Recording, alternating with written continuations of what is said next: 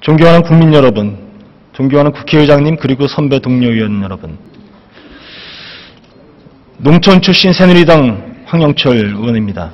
지난해 10월 30일 현행 선거구를 획정한 법조항에 대해 헌법재판소에서 불합치 결정을 내렸습니다.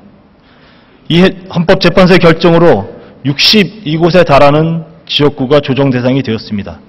도시지역 37곳은 선거구가 늘어나고 농어촌 지방의 25곳은 지역구가 줄어들게 되어 있습니다. 저와 줄어드는 해당 지역구의 의원들은 농어촌 지방이 단순히 인구가 적다는 이유로 지역 대표성은 무시된 채 한 명의 국회의원으로는 도저히 살필 수 없는 기형적인 선거구가 생겨날 수밖에 없는 현실을 그대로 앉아서 볼 수만은 없었습니다. 이는 고스란히 우리 농어촌 지방 국민들의 피해로 이어지고 지역 불균형의 구조를 더욱 심화시킬 것입니다. 헌재가 선거구 관련 위헌 결정을 내리기까지 변론 과정에서 농어촌 지방의 목소리는 반영되지 않았고 다양한 의견을 수렴하고 반영해야 할 국회에서조차 농어촌 지방의 목소리는 주변에서 맴돌고 있습니다.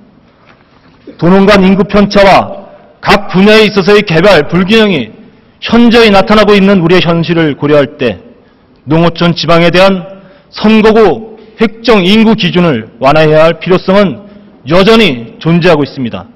또한 국회와 지방의 역할 차이, 지방자치단체 재정 자립도 등을 고려한다면 농어촌 지방의 이익들이 지역구 의원들에 의해서 대표되어야 할 이유 역시 여전히 존재하는 것입니다.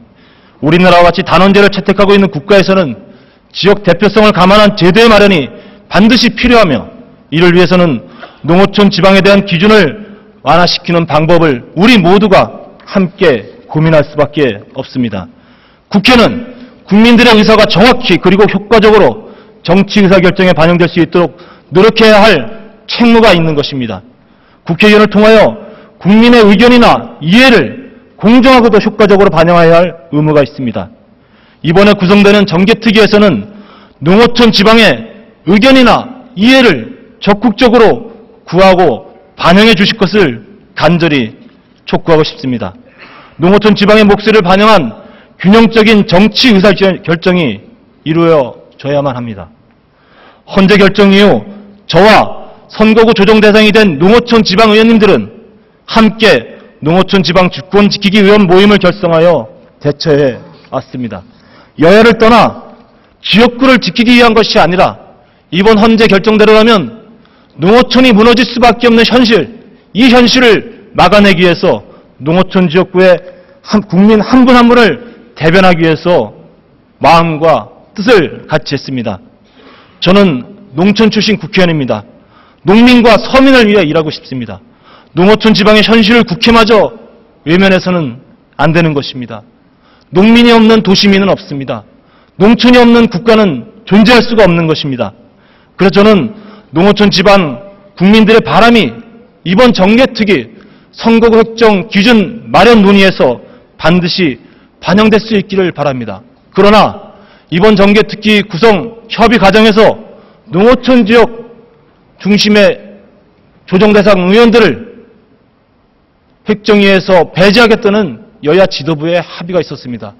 적어도 이 문제를 통해서 피해를 볼 수밖에 없는 농어촌 지방 주민들의 의견을 대변할 수 있도록 이번 정개특위에 반드시 해당 의원들의 의사가 충분히 반영될 수 있도록 포함시켜 주실 것을 간절히 요구드리는 것입니다. 다시 한번 간절히 호소합니다.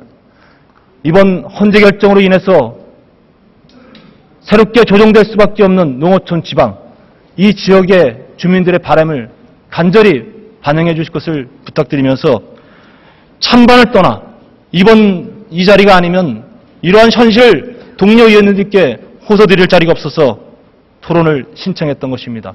경청해 주셔서 감사합니다.